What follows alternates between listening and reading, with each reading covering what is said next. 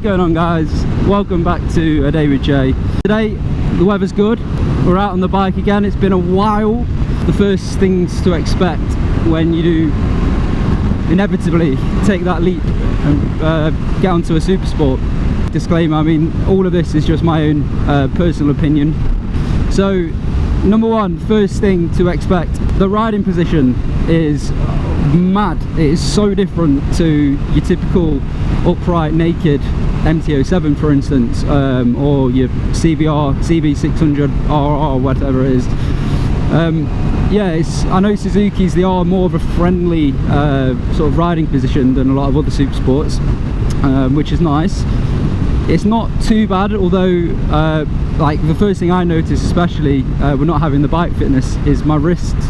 You have a lot of pressure on your wrists because you're sort of supporting your upper body weight. But yeah, it's an aggressive riding position, so you do sort of have to be in the mood for it. It's not like you just get on and go like your MT07. Give us some beans around here.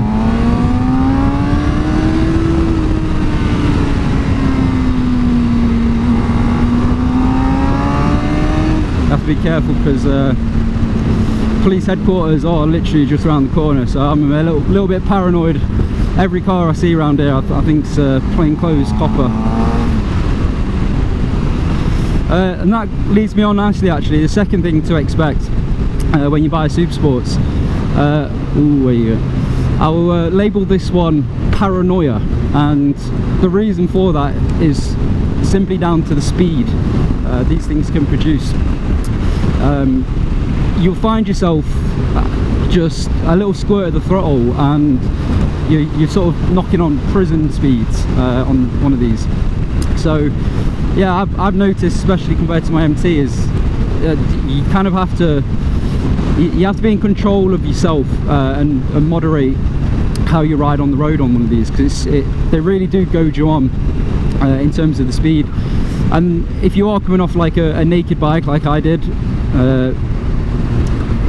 slow down here, yeah, if you are coming off a sort of super naked, then with the speed as well, the wind aspect certainly plays a part, because doing 120 on this, it has a bit of aero sort of protection from that the wind batter you normally get on the MTs.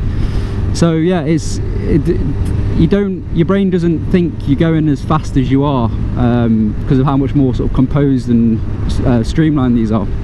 Just to summarize it, yeah, the speed, obviously they're a much faster bike, but it's the way they do it as well.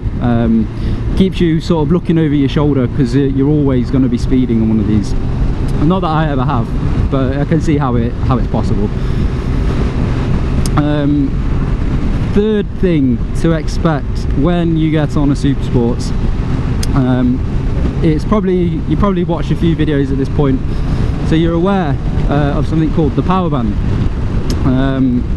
I was very aware of it until, well, yeah, very aware of it, but as soon as you actually experience it, it's another matter. The noise that comes out of one of these at say 10,000 RPM, the bike is sort of almost screaming at you, and it feels naturally, your instinct is to change up a gear because you're at the end of the revs. But there's literally an extra, what, 5,500 to go on one of these, and that's where that magical power band comes in.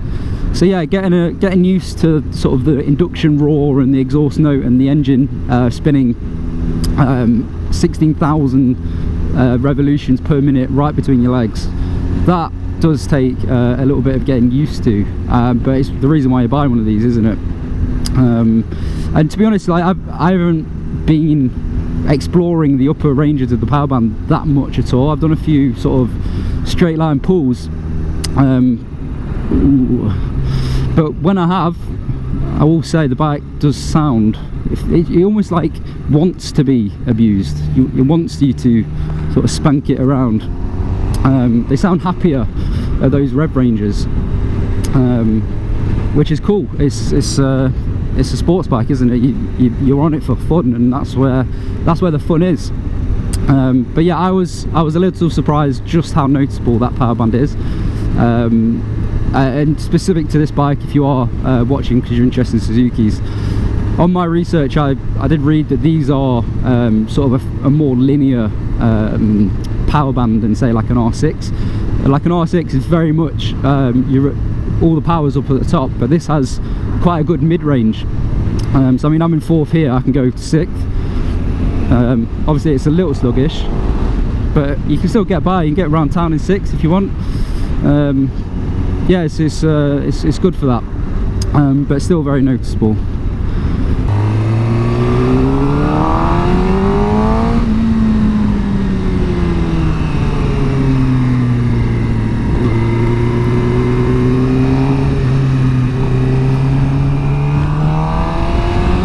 Got some good roads coming up here.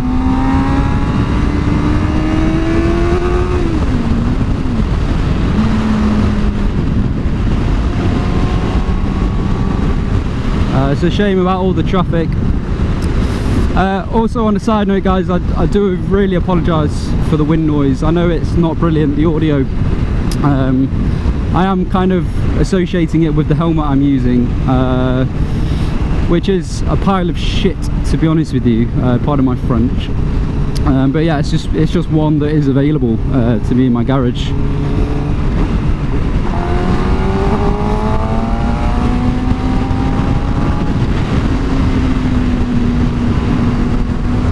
But yeah, I will be I'm going to be looking at helmets sort of the coming week, hopefully get a new one, and I think it should have a little bit less wind noise.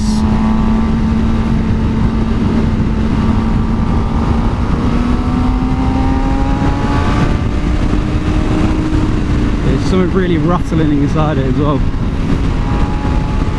You've got to be so careful. And then this is the speed thing I'm on about. Just so composed at doing this, it's crazy. I know it's a bit of a sharpie here.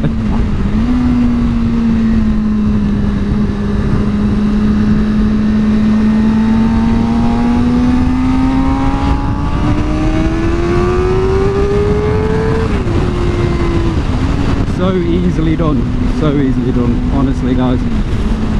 You probably, I mean, if you did watch my last video, again, congratulations, it was very, very boring, and there was a lot of waffle in there, but towards the end you hear my newcomer's reaction to hitting the power band on one of these. I'm just going to slot in here, thank you very much.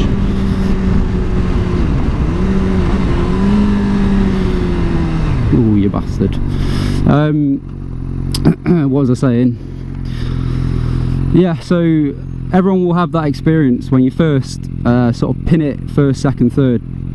Boy oh boy, they pick up fast, and within, I mean, I think 20 to 100 on one of these has got to be sub 4 seconds. So within a matter of a few seconds you're pushing double the speed limit. So yeah, they are almost too much for the road. That's first. Okay, I was panicking then.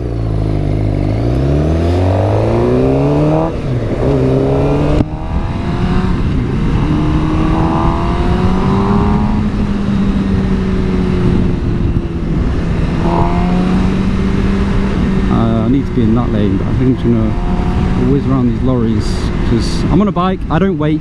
Thank you very much. It's a nice gap for me.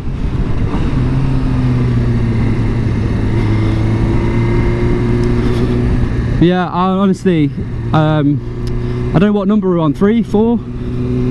I mean, this is more of a bonus one. It's not necessarily a facet of the bike, and it's probably very subjective, but happiness. It makes me happy. I mean, I'm sure it'll make anyone happy when obviously you get your first big bike. If you do your full A license, you get an MT07, and yeah, that bike's great. I fucking love mine. But if you're anything like I am, you always want more, and those bikes you can get quite used to them quite quickly. The noise they make is fantastic, but this bike specifically, or SUPERSPORTS in general, if just having it in the garage just to look at, they are sort of a thing of beauty. Everything about them is just to go as fast as possible, and also I suppose this leads me on to the next thing. I'm trying to remember which way I'm going. I think it's right, yeah. So point number 4, 5, I think 5.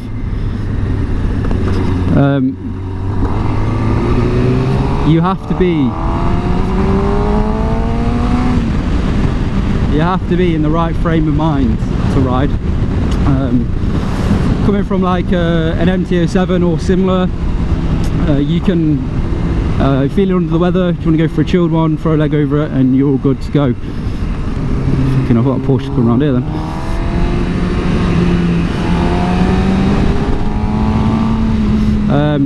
On a SUPERSPORTS, of course you can ride chilled, but they are very tempting just to pin it. And yeah, you have to be in the right frame of mind. Have to be. So they can catch you out so quickly. Oh dear. I mean, today is basically Friday. It's a bank holiday tomorrow. And that is not where you want to be. He is not a happy bunny. So we're only at 7k here, but it sounds like the bike's saying shift. But oh no, you got all of that left.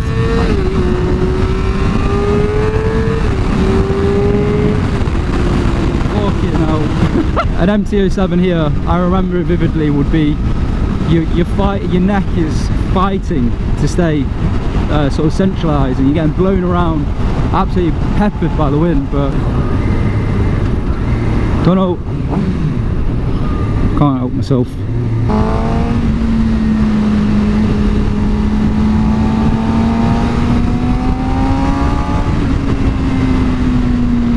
Some nice roads, shame about this van. Another thing to expect, this one is a bit more specific to the GSXRs, or any bike for that matter that doesn't have ABS. Yes, no ABS. You'll be going faster and you won't be able to stop as fast. Well, you probably can, but you're more likely to unsettle or lock up the tyres, which I've already found.